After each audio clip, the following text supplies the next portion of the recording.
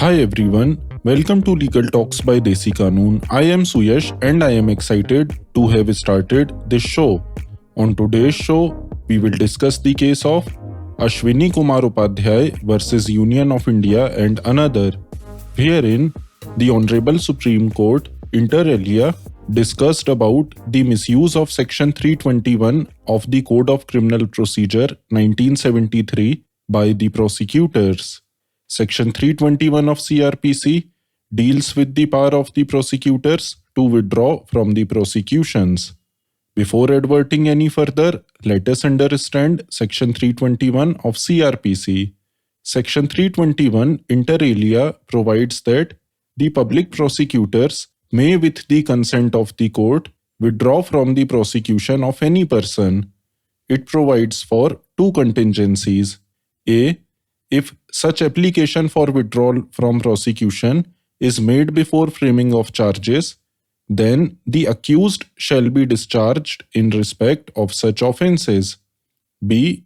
If such application for withdrawal from prosecution is made after framing of charges, then the accused shall be acquitted in respect of such offences. In the present case, it was pointed out that various state governments have resorted to withdrawal of numerous criminal cases pending against Member of Parliaments and Member of Legislative Assemblies by utilizing the power vested under Section 321 of CRPC. Thus, in such light, the Honorable Court reiterated the guidelines it had framed in relation to Section 321 in the case of State of Kerala versus K. Ajit. The relevant guidelines are: A. Consent of court is required for a withdrawal of the prosecution.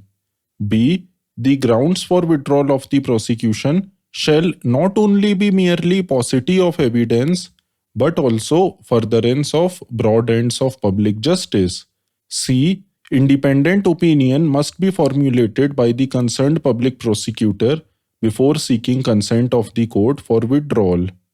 D. The concerned court must make efforts to appreciate the reasons for withdrawal to ensure that the same is for good and relevant reasons. E. While deciding an application for withdrawal, the court must be satisfied that 1. There is no attempt to interfere with the normal course of justice for illegitimate reasons or purposes. 2. The application must have been made in good faith and not to stifle the legal process. 3. The application for withdrawal must not suffer from any infirmity that may lead to manifest injustice if consent is given. 4. The grant of consent must further the administration of justice. 5. The permission must not have been sought with an ulterior purpose not connected with the legal process. F. While deciding an application for withdrawal, the court may scrutinize the nature and gravity of the offence and its impact upon public interest.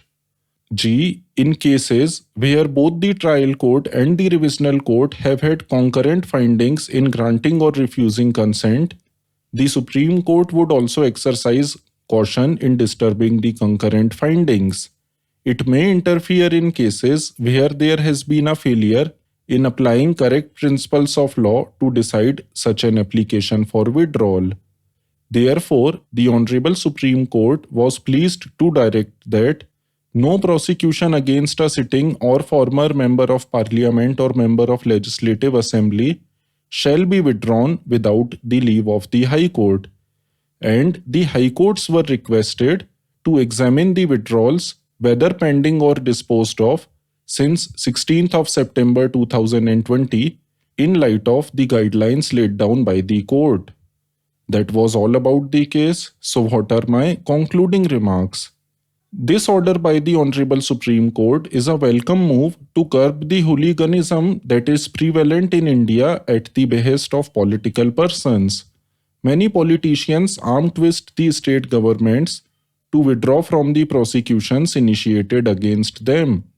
Such connivance is well known in India, and it was high time that misuse of legal provisions such as Section 321 is stopped. Such directions depict the seriousness of the Honorable Supreme Court to deal with the criminal cases against the politicians.